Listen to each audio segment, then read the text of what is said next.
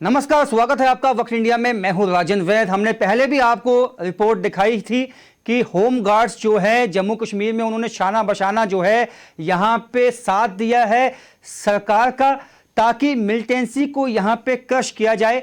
लेकिन कहीं ना कहीं पिछले 24-25 सालों से इनकी आवाज को ही दबाया गया है और आज नौबत यहां तक पहुंच गई है कि इन्होंने वर्दी में जो है बूट पॉलिश किए हैं और अपना जो है दुख ये व्यक्त किया है, क्योंकि हुकूमत ने इनकी आज तक सुनी नहीं है। हमारे साथ स्टूडियो में मौजूद हैं कमला जी, हैं होम गार्ड्स एसोसिएशन की प्रेसिडेंट है, और साथ में चौधरी मोहम्मद असलम साहब हैं। आप दोनों का स्वागत है वक्त इंडिया में। स्वागत है। नमस्कार। कमला जी, क्या नौबत आ गई कि आज आपको बूट पॉलिश करने पड़े? सर, जितनी भी सरकारें आई उन्होंने हमारे साथ खिलवाड़ किया है जी। अब जब कोई भी नया लेना होता, हमने कोई अपना हक लेना होता, तो जब हमें कोई भी हक नहीं देता, जैसे सरकार हो गई, एडमिनिस्ट्रेशन हो गई, कोई नहीं, फिर हम जाते हैं न्यायपालिका में जी। न्यायपालिका ही एक इंसान की लास्ट उम्मीद होती है जी, उस पर ही खरा उतरता है इंसान की। जस और नो में जो भी होगा तो वो उधर से ही होगा जी। हम पहले 2009 में हाई कोर्ट में गए जी। 2010 में फैसला आता है जी कि इनको अदर स्टेट दे दो, जो बाकी स्टेटों को होमगार्ड को मिलता है दे दो जी। उस पर भी सरकार खरी नहीं उतरी। उसके बाद हम लोग गए सुप्रीम कोर्ट में जी। 3 मार्च 2015 में सुप्रीम कोर्ट का फैसला आता है, और आता भी किसका? चीफ जस्टिस ऑफ इंडिया का जी। चीफ जस्टिस ऑफ इंडिया एक बहुत बड़ी पावर है जी, जो पूरे कटहरे में सभी को खड़ा कर सकते हैं और पूछ सकते हैं जी।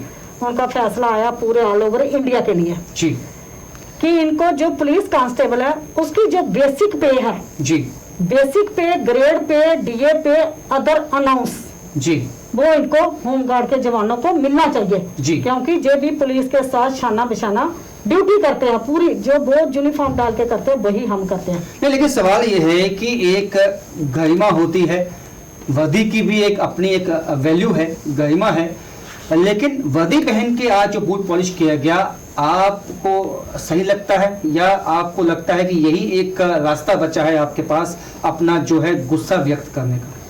सही तो नहीं लगता है। हमारे बच्चों को भी कितनी फीलिंग होती होगी, जो भी देखेगा कि जो आज हम बाजारों में यूनिफॉर्म डाल के ड्यूटी कर रहे हैं, हर जगह पे ड्यूटी कर रहे हैं, थानों में, कोर्ट में, जहाँ भी होता है, कुछ बाजार से चाहता है कोई, जहाँ भी होता है तो हम लोग यूनिफॉर्म में ड्यूटी करते हैं जी। लेकिन मात्र जब 2700 रुपया मिलता है तो बहुत दुख होता है। क्या है? बिल्कुल आपकी बात सही है। मैं यहाँ पे चौधरी मोहम्मद असलम साहब से भी पूछूंगा, काफी साल हो गए, आपको भी 22 साल हो गए इस सर्विस में, तो आपको लगता है कि क्या वजह है कि आपकी सुनवाई आज तक नहीं हुई? हालांकि आपने भी शाना बशाना जो है साथ दिया है, जम्मू कश्मीर की जो पुलिस है उसके साथ रहे, चाहे वो मिलिटेंसी थी, चाहे वो लॉ एंड ऑर्डर मेंटेन करने की बात थी, हर जगह आपने साथ दिया, फिर आपकी सुनवाई क्यों नहीं है? सर, हमने तो साथ दिया है, हमारा हक आज तक अंग्रेजों के हाथ में है जी। जब अंग्रेजों ने हिंदुस्तान पर कब्जा किया था जी, महात्मा गांधी जी ने घर से एक फौज खड़ी की थी जी। हर घर से हर नौजवान खड़ा हुआ था। हमारी वो माता और बहनें जो गांधी के पेट में थी, जिनका दूध पीकर हमारी नस्ल पर नस्ल आ रही है इंडिया में जी, उनका दूध आज भी हमारी रगों में है जी, और रहेगा मरते दम तक जी। अभी तक हिंदुस्तान में, जम्मू कश्मीर में और हिंदुस्तान में होमगार्ड को आज़ादी का हक नहीं मिला। क्यों नहीं मिला? जब वॉलंटियर फौजें भर्ती हुई थी, उनको खाने पीने का सब आज़ादी का हक मिल गया। 1947 में हमारा देश अंग्रेजों से आज़ाद हो गया, वरना जाते जाते महकमा होमगार्ड को ऑल इंडिया और जम्मू कश्मीर में गुलाम बना गया जी।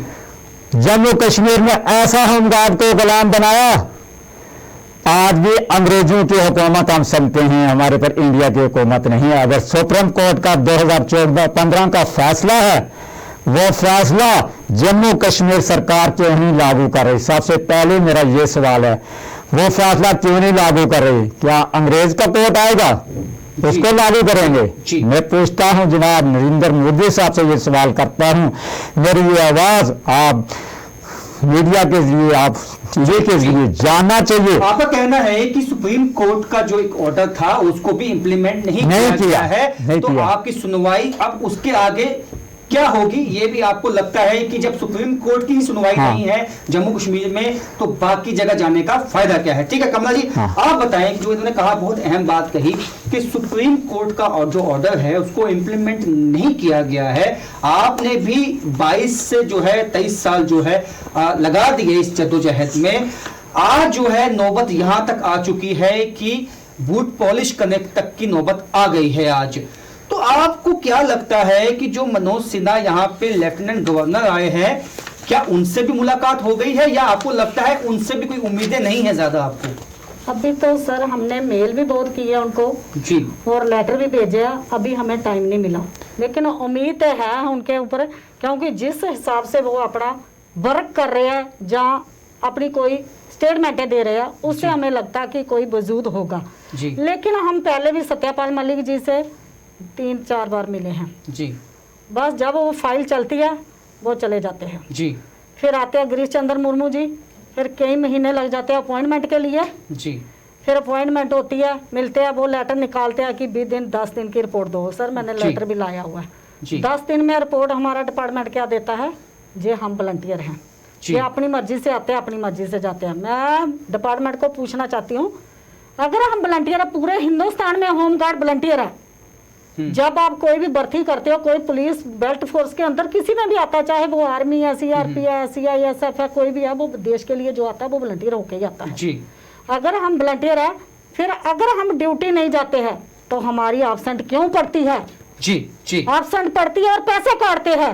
सबसे पहला सवाल तो मैं कोर्ट के अंदर इनको यही खड़ा करूंगी, अगर हम वॉलंटियर हो, हमारी आप अटेंडेंस, हम ड्यूटी जाते हो अटेंडेंस लगाते हो, अगर हम ड्यूटी नहीं जाते तो आप अटेंडेंस नहीं लगाते हो, हमारे पैसे काटते हो, किस बेस पे काटा जाता है? जो हम लोगों को इन्होंने बेवकूफ बनाया हुआ है जी। अब जो सुप्रीम कोर्ट आगे, अभी हमें जो था, जो सर हमें 3 मार्च 2015 में आया, जब इन्होंने किसी ने इम्प्लीमेंट नहीं किया इसको, तो हम गए ऑल इंडिया के जो हमारे होम मिनिस्ट्री है जी, जय कृष्ण रेड्डी जी, यूपी के इंचार्ज हैं जी, उनको हमने बताया सर सारी सरकारें आया, हमने अपनी सरकार पे बहुत उम्मीद है कि आप ही इसका हल कर सकते हो, कि अब तो ड्यूटी बन गया।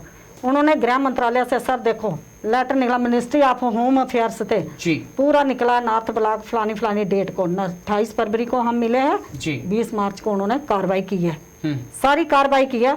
Chief secretary Jammu and Kashmir ji, Jammu and Kashmir duty, ठीक है, मतलब आपने उनसे भी मुलाकात की है। ये लेटर आप पूरा देखना कि चीफ सेक्रेटरी को मार्च, तो आज क्या चल रहा है, सितंबर अक्टूबर आने वाला है, ये फाइल जहां की जहां है, इसके ऊपर क्यों नहीं कार्रवाई हो रही है? कौन सी लॉबी सेक्रेटरीट के अंदर बैठी है जी, जो कि हमें दरबदार कर रही है? अगर इनको फंड्स सेंट्रल गवर्नमेंट बहुत देती है जी, वो आता है, किसके पेड़ में जाता है, कहाँ पे जाता है, हमें तो नहीं ना मिल रहा, हमें कुछ नहीं मिल रहा। हम इसी ऑर्डर के लिए आज कर रहे हैं, हम चाहते हैं कि एक बार हमारे मनोज सिन्हा, ये मार्च में ऑर्डर किया गया था और इस ऑर्डर में ये क्या कहा गया है कि इनको जो इनके हक हैं वो दे दिए जाएं? उन्होंने हक यही थे कि जो पुलिस कांस्टेबल है उसकी जो बेसिक पे है, बेसिक पे, ग्रेड पे, डीए पे विद अनाउंस, बाकी स्टेटों हमारे अगर ड्यूटी बनी है ना, तो जम्मू कश्मीर तो ड्यूटी बन गया, फिर तो उनको केंद्र प्रशासन से सीधा दे सकती है। जब हम अभी ड्यूटी के अंदर चंडीगढ़ है, दिल्ली है, उत्तराखंड है, पांडिचेरी है, अंडमान निकोबार है, गोवा है, उन स्टेटों को, अंडमान निकोबार में तो बिल्कुल परमानेंट हो गई है होम गार्ड, वेस्ट बंगाल में परमानेंट हो, गोवा में परमानेंट हो। सवाल यहाँ पे सबसे अहम ये है असलम साहब, मैं आपसे पूछना चाहूंगा, क्योंकि 22 साल आपको इस सर्विस में हो गए, मिलिटेंसी का भी आपने जमाना देखा है सर? मैंने देखा है, पुंछ में जब मिलिटेंसी पीक पे थी, होम गार्ड्स का क्या वहां पे एक रोल था? होम गार्ड का सिपाही कंधे से कंधा मिलाकर पुलिस के साथ ड्यूटी करता था, जहां आर्मी जाती थी वहां भी जाता था, जहां कोई भी फौजी जाता था होम गार्ड का सिपाही भी साथ में जाता था, साथ में काम करता था। पुलिस स्टेशन में होम गार्ड का एक सिपाही शहीद भी हुआ था जब मिलिटेंटों ने पुंछ में पुलिस स्टेशन पर अटैक किया था, उसमें शहीद हुआ था होम गार्ड का जवान नहीं, वो पुलिस स्टेशन में ड्यूटी पर था, ड्यूटी पर शहीद हुआ था। और बाकी जो शहीद होता है उसको कुछ से कुछ मिलता है, बच्चों को मिलता है, नौकरी मिलता है, होम गार्ड के जवान को आज तक कुछ नहीं मिल रहा, जो मर रहा है बीमारी से मर रहा है, उसके इलाज के लिए पैसा नहीं आता। फिर मैं एक ये सवाल ये है मेरा यहाँ पे असलम साहब कि मिलिटेंसी स्टेट में है, जैसे कि कमला जी ने बताया कि कुछ स्टेट्स में, कुछ यूटीज में, कुछ यूनियन टेरिटरीज में जो है होम गार्ड्स को जो है पक्का किया गया है। यहाँ तो मिलिटेंसी है, तो यहाँ तो पक्का पहले होना चाहिए था। मतलब आपको लगता है कहीं ना कहीं जो सेंट्रल गवर्नमेंट है, जो पिछली थी या जो अभी है, या जो जितनी भी हुकूमतें यहाँ पे रही, उन्होंने सौतेला व्यवहार किया है आपके साथ? ये किया, ये इस वजह से किया है। मैं बताता हूँ, मैं बड़ी खुशी से इस होम गार्ड के अंदर भर्ती हुआ था जी। मेरे जो फादर हैं मोहम्मद शफी, वो भी होम गार्ड में थे, 1967 के बाद वो भर्ती थे जी। 411 उनका बिल्ट नंबर है। आज भी उनका रिकॉर्ड चेक किए गए, वो एक्स सर्विस मैन है, अभी भी जिंदा है, 80 साल उनकी एज है। वो होम गार्ड भी भर्ती हुए थे और भर्ती होने के बाद वहां उस वक्त में 1967 में 30 दिन बराबर डिप्टी होम गार्ड से ली जाती थी जम्मू कश्मीर के अंदर जी। और 1 रुपया दिन का मिलता था जी। 30 रुपये महीने के मिलते थे जी। 1999 तक वो होम गार्ड वर्कर रहे, होम गार्ड में काम करते रहे, बड़े बड़े मिनिस्ट्रियों की कोठी पर, चीफ मिनिस्टर की कोठी पर, अच्छा प्रधानमंत्री की कोठी पर, जो यहाँ का प्रधानमंत्री इस वक्त शेख अब्दुल्ला था, उसकी कोठी पर किया। मेरा सवाल जो था ना आपसे वो ये था, ठीक है वो जमाना भी था होम गार्ड्स, लेकिन मेरा ये कहना है कि 22 साल आपको सर्विस में हुआ है। मेरा सवाल स्पेसिफिक इसलिए आपसे ये था कि आपने मिलिटेंसी का जमाना देखा है, जब इस इलाके में भी मिलिटेंसी थी, लेकिन इसके बावजूद जब हुकूमत को यह मालूम है कि हमें जरूरत है होम गार्ड्स की स्टेट के अंदर, फिर उनको पक्का क्यों नहीं किया गया? क्योंकि आपने 22 सालों में कई लोगों से मिले होंगे, कई सियासतदान जो हैं उनसे भी मिले होंगे, तो क्यों नहीं हुआ? मतलब आप 22 साल हो गए, आपको क्या लगता है क्यों नहीं हुआ? पीछे एक वजह होनी चाहिए ना। कांग्रेस सरकार और एनसी सरकार ने मिलकर एक वॉलंटियर फौज और खड़ी की जिसको एसपीएस का नाम दिया गया जी। होम गार्ड 1999 में दोबारा खड़ी की। अगर 2 बटालियन फर्स्ट और सेकंड आज भी एसडीआरएफ की मौजूदा हैं जम्मू कश्मीर के अंदर, उनको परमानेंट होम गार्ड को किया। किसने किया? शेख अब्दुल्ला ने किया। परमानेंट करके फिर वॉलंटियर होम गार्ड के नाम से 1999 में खड़ा किया। 1999 से लेकर आज तक जो ये होम गार्ड, हमारी ये बात चल रही है, हमारी ये बहन कमला शर्मा जी हमारी प्रेसिडेंट है जम्मू कश्मीर की, इनकी ये आवाज अकेली नहीं है, ये आज जम्मू कश्मीर 43 जवान की आवाज बोल रही है जी।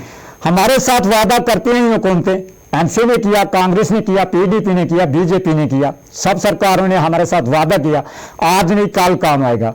जब हमारे काम के लिए हम बोलते हैं 1 दिन 2 दिन 10 दिन महीने का वक्त देते हैं, बाद में हमारी आवाज को दबा देते हैं और फाइल को दबा देते हैं। हमें नहीं पूछते आपका क्या हक है। जब एसपीएस को खड़ा किया उसको 18,000 सैलरी मिलती है, आज 18,350 रुपया मिलती है और 400 रुपया उनको लंगर खाता और मिलता है। तो होम गार्ड को 2700 रुपया मिलता है, 9 दिन ड्यूटी करते हैं महीने में, 21 दिन घर पर इस वर्दी को लेकर कहाँ जाएं? कोई मजदूरी पर भी नहीं लगाता जी। मजदूरी पर जाएंगे तो वो बोले आप तो पुलिस के आदमी हैं, फोर्स के आदमी हैं, मजदूरी क्यों करते हैं? तुम तो लोग जासूसी करते हैं, तुम लोग तो हम की घरों की बातें आकर देखते हैं कितना पैसे में कितना में, हमें तो उधर से भी धक्का मारते हैं जैसे गवर्नमेंट भी धक्का मारती है। हमारे साथ तो गवर्नमेंट ने तेली मांझा साथ स्लो किया। अगर एसपीओस को 18,000 दिया है तो होम गार्ड 1999 में खड़ा हुआ था, दोबारा अब 2 बटालियन को कर पक्का कर दिया, उसके बाद वो आंख हमें भी क्यों नहीं मिल सकता? अगर 2 बटालियन होम गार्ड की एजरली पुलिस बना, फिर उसके बाद 2012 में एसडीआरएफ का उसको नाम दिया गया, तो होम गार्ड को आज क्यों नहीं दे रही गवर्नमेंट? ये गवर्नमेंट से सवाल है जनाब, मैं गवर्नर साहब से भी अपील करता हूं जो 1962 से लेकर आज दिन तक होम गार्ड का रिकॉर्ड चेक किया जाए और सामने लाया जाए, टेबल पर लाया जाए। और बाकी कि जो इंडिया की सरकार है उससे भी अपील है, जम्मू कश्मीर की जो होम गार्ड का 1962 से लेकर 60 से लेकर 1999 तक जो परमानेंट 2 बटालियन, उनका भी रिकॉर्ड सामने लाया जाए टेबल पर। और 1999 से लेकर आज 2020 तक जो होम गार्ड आज काम कर रही है, इसका भी लेना चाहिए।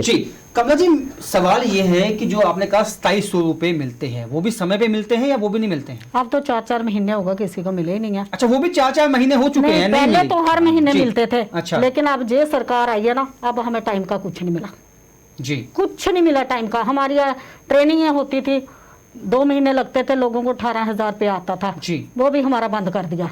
ये सरकार आई है, जे इन्होंने हमें जी, मतलब जो उम्मीदें थी कि बीजेपी हुकूमत आएगी, केंद्र में भी इनकी हुकूमत, यहाँ पे भी ये थे, तो अभी भी जो एलजी हैं उनका जो डायरेक्ट कंट्रोल है, आप ये सब जानते हैं कि दिल्ली से ही होता है। जी जी जी। तो उसके बावजूद जो है आपका जो अलाउंस मिलते थे, जो ट्रेनिंग अलाउंस मिलता था, वो भी बंद हो गया।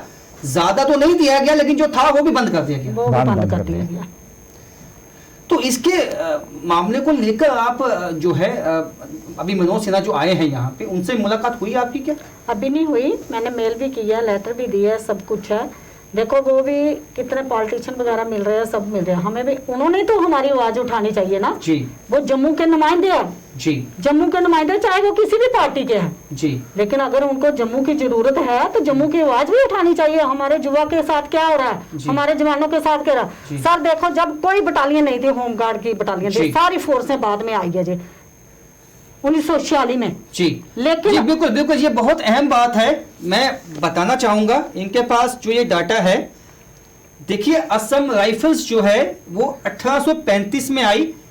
जो सीआरपीएफ है, केंद्रीय रिजर्व पुलिस बल जो है 1939 में आई। होमगार्ड जो है 1946 में ये आई, क्यादत में आई। लेकिन उसके बावजूद इसका मकसद अभी तक समझ में नहीं आया है, क्योंकि आज भी 2700 रुपए, आप अंदाजा लगाएं कि ये 46 में जो है क्यादत में आई, उसके बाद जो है आज कितने साल हो गए, आज तक होम गार्ड्स को जम्मू कश्मीर में जो है केवल 2700 रुपए मिलते हैं। और जो उनकी ट्रेनिंग का जो भत्ता होता था, जो ट्रेनिंग अलाउंसेस होते थे, ट्रेनिंग ही बंद कर दी है, अलाउंस भी नहीं मिलते हैं। तो ये आप अंदाजा लगा सकते हैं कितना इनके साथ इनजस्टिस हुआ है। तमाम ये दावे किए जाते हैं कि जो है यहाँ पे नई जो है बटालियंस होंगी, बॉर्डर्स के जो लोग हैं उनको रिजर्वेशन दी जाएंगी। लेकिन मुझे समझ में नहीं आता है, जब भी मैं ये बात करता हूं इनसे, कि जो इनको एक्सपीरियंस भी है, मिलिटेंसी में काम कर चुके हैं, जैसे असलम साहब ने बताया, लेकिन उसके बावजूद हुकूमत को आज तक नहीं लगा है कि इनको इनके हक मिलने चाहिए। तो बताएं इसमें मतलब क्यों नहीं लगा, मुझे समझ में नहीं आती। क्योंकि इसके बाद इतनी बटालियंस खड़ी करेंगी, हम जो है वीडीसीस बनाएंगे, हालांकि वीडीसीस तो बंद हो गई, उसके बाद एसपीओस जो है, जैसे असलम साहब ने बताया, तो होम गार्ड्स को इतनी तवज्जो क्यों नहीं दी गई? सर एसपीओ इसलिए बनाए गए, किसी को बुरे भी लगेगा, मीडिया के आगे मैं बोल रही हूँ तो मैं डरती नहीं हूँ कि हम भी अपना राइट्स मांग रहे हैं।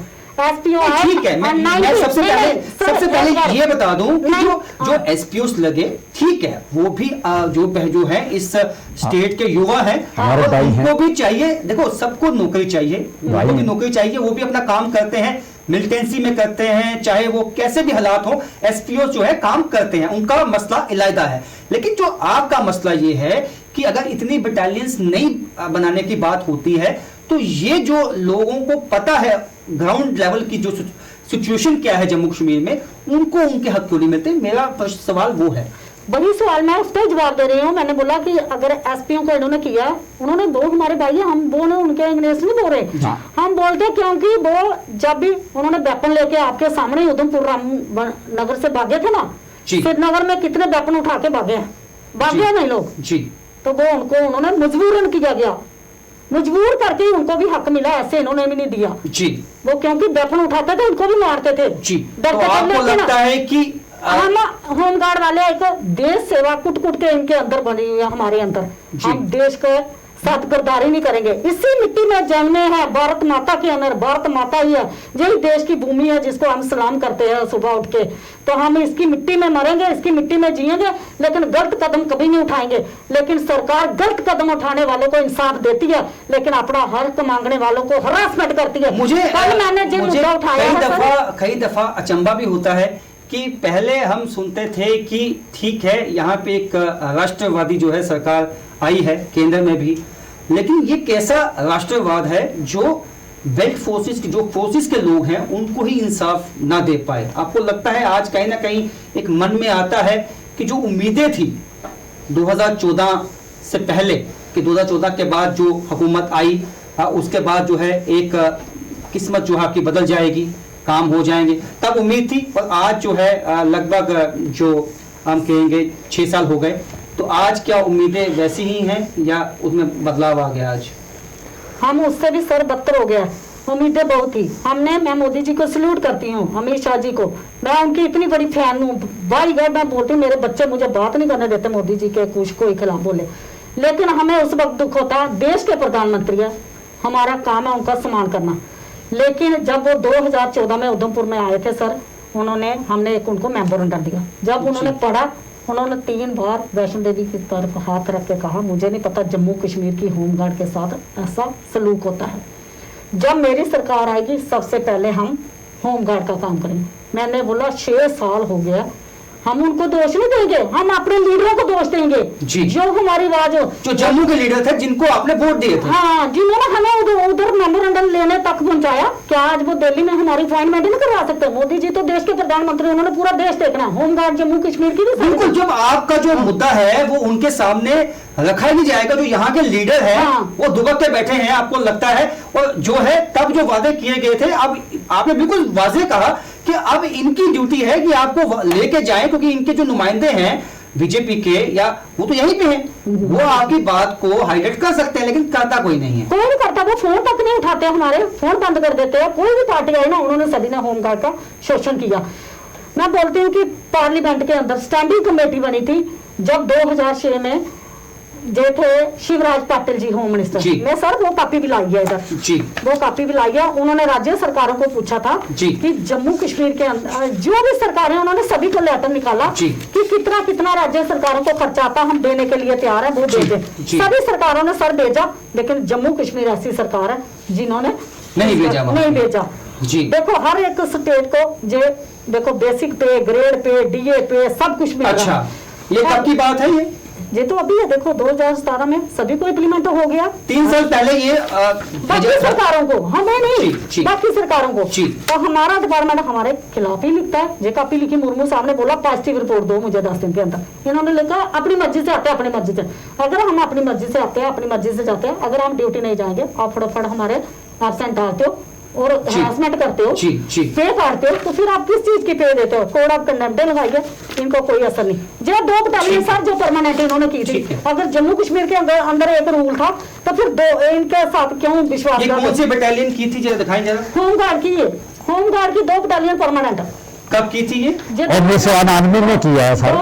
पहले 1999 में की, 2019 को उमर अब्दुल्ला साहब थे, हम एजुटेशन लड़ रहे थे, सब कुछ उन्होंने कमेटी बनाई, हमारे पता नहीं कौन से गरदार ऐसे गए उनके साथ किया, उन्हीं को कन्वर्ट, आगे वो परमानेंट उनको ही कन्वर्ट कर दिया।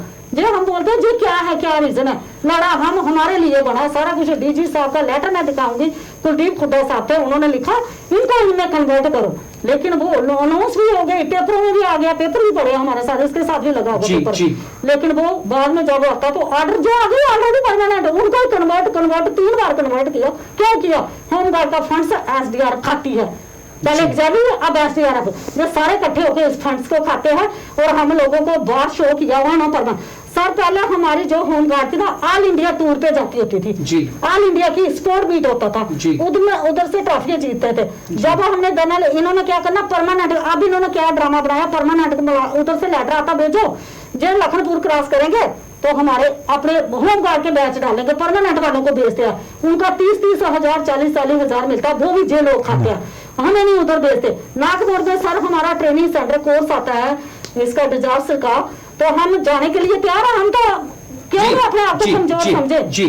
आज मैं 50 साल की हूँ, 50 प्लस हूँ, लेकिन मेरे साथ 24 साल वाला भी आ जाए, मेरे साथ ड्यूटी करे, बताएं वो 2 मिनट भी खड़ा हो सके तो मुझे बताएं वो कैसा है कैसा नहीं। लेकिन हमने अपना जज्बा रखा, अपना। देखिए आपके जज्बे को सलाम है, आपके हौसले को सलाम है, लेकिन कहीं ना कहीं नाइंसाफी हुई है आपके साथ, ये साफ दिखता है। और आपके पास जिस तरह से ये तथ्य भी मौजूद हैं, ये दिखाते हैं कि कहीं ना कहीं जानबूझ के जो है इनको जो है इग्नोर किया गया है। जैसे सर 2006 का लेटर है, जब पार्लियामेंट के अंदर शिवराज पाटिल जी ने वो लेटर निकाला कि सभी को आप, जो लेटर भी है जो पीछे है, जो उनका पेपर में आ गया, सिर्फ जम्मू कश्मीर ऐसी स्टेट थी जिन्होंने अपना ब्यौरा नहीं दिया, क्योंकि इनको सेंट्रल मिड ऐसी स्टेट है, बहुत फंड्स देती है। मैं गृह मंत्रालय के अंदर गई, मैंने पूरा वो रहा है, उन्होंने मुझे कॉपी दी, बोलते आपके होमगार्ड डॉक्टर जतेंद्र सिंह जो है इस वक्त काफी प्राइम मिनिस्टर ऑफिस में है, आपने उनसे मुलाकात करने की कोशिश की? सर बहुत बार पहले की है, अब तो हमने जाना, हमारे पास मुलाकात हुई क्या? हाँ बहुत बार। तो उन्होंने क्या बोला? वो तो करवा सकते हैं, वो तो केंद्र में है, हुकूमत में है। हमारा तो सर मैं बोलती किसी ने नहीं करवाया। मैंने जुगल जी को मेमोरेंडम दिया, मैंने शमशेर सिंह मनाज जी को मेमोरेंडम दिया, सर आप पार्लियामेंट लगती है, तो पार्लियामेंट के अंदर जब जो नए अभी पार्लियामेंट के अंदर गए, मैं कच्ची शोणी में मेरा पूरा डेलीगेशन गया, हम उनको मिले, सर जो हमारा मसला उठाना होता, सर बोलते हैं हाँ मैं उठाऊंगा। जब हम सर पार्लियामेंट खत्म हो गई, बीजेपी ऑफिस में वो था, मैं खुद बीजेपी की फैन हूँ, ऐसी बात नहीं है, नहीं कुछ ठीक है, आपका कहना है कि ठीक है, कुछ लीडर अच्छे हैं। तो सुनना, जब मैं उनसे पूछा सर हमारा, बोलते हाँ मैंने उठाया, मैंने उससे बोला सर कहाँ पे कौन से पेपर में आया, मदन लाल शर्मा जी एमपी थे सर, उन्होंने हमारा मसला पार्लियामेंट के अंदर होगा। मैं सल्यूट करते हुए सुषमा स्वराज आज चले गई, जेटली जी चले गए, उन्होंने इतनी सपोर्ट की, 229 एमपी ने हमारी उस वक्त सपोर्ट की, जब एमपी मदन लाल शर्मा वो अपोजिशन। ठीक है, कोई भी लेकिन हमें मसला ये है कि कोई भी हुकूमत थी, आपका काम नहीं हुआ, इसलिए किसने कोशिश की, किसने नहीं की, उसका तो सवाल ही नहीं है। जब आपका काम ही नहीं हुआ तो कहीं ना कहीं उनकी कोशिश कामयाब नहीं थी, या उस कोशिश में कहीं ना कहीं कमी थी कहीं ना कहीं। जी। तो अब मैं एक अंत में आप सवाल पूछूंगा, असलम साहब आपसे भी पूछूंगा, और आपसे भी वही सवाल है कि अब आगे जो आपने आज बूट पॉलिश किया, आपने दिखाया कितना गुस्सा है जो होम गार्ड्स हैं, वर्दी पहन के भी हालांकि किया, लेकिन इसके आगे क्या? जब अभी भी आपकी मांग जो है नहीं मानी जाती है, अब इसके आगे क्या है आपका प्लान? पहले आप बताएं। सर बूट पॉलिश इसलिए किया, अब पहले जो लोग बेचारे कहीं रेडी फड़ी फ्रूट शूट कुछ भी दुकान पे लगे थे, अब दुकान वालों ने तो इनको निकाल दिया जी, कि अब तो लोगों के पास काम रहा नहीं है जी। चलो कोरोना महामारी पड़ी हुई है हमारे देश में, सभी का काम बंद है, तो इनके बच्चे 4-4 बच्चे, 2-2 बच्चे, किसी के क्या बूढ़े माँ बाप है, 2700 रुपए पे दूध का खर्चा नहीं पूरा होता। बिल्कुल बिल्कुल। तो ये बेचारे बूट आगे क्या प्लान है मुझे वो बूट पॉलिश इसीलिए इन्होंने करके अब लोगों को बूढ़ी पॉलिश करेंगे, वो भी नहीं काम रहा।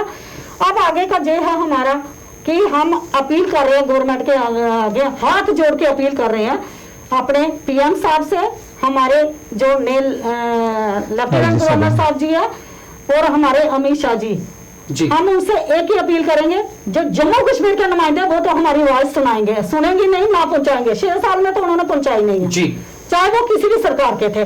लेकिन मैं उनसे एक ही अपील करूंगी अपने लेफ्टिनेंट गवर्नर साहब को, अगर सर आप इसकी एक स्टैंडिंग कमेटी बनाएं, डिपार्टमेंट को भी बुलाएं, हमें भी बुलाएं, मुलाकात करें।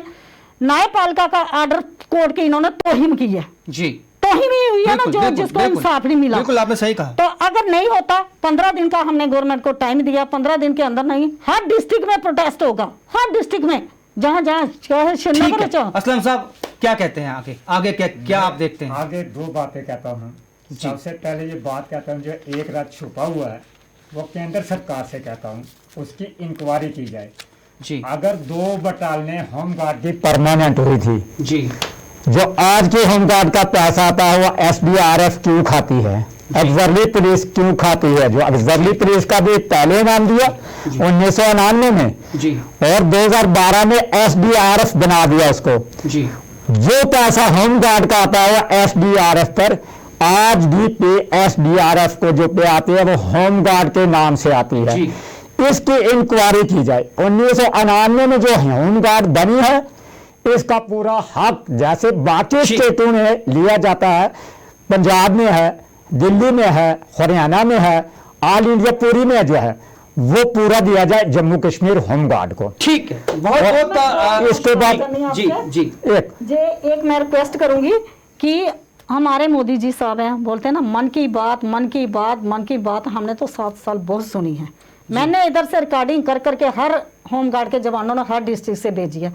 वो क्या नंबर जाली है, नकली नंबर है कि वो अपनी मन की बात सुनाते हैं। कभी इन जम्मू कश्मीर की देश की जो हम बेटियां हैं आज सड़कों पे, हमारा दिल भी करता है कि कभी हमारे पीएम साहब हमारे दिल की बात सुनेंगे, कब सुनेंगे जी।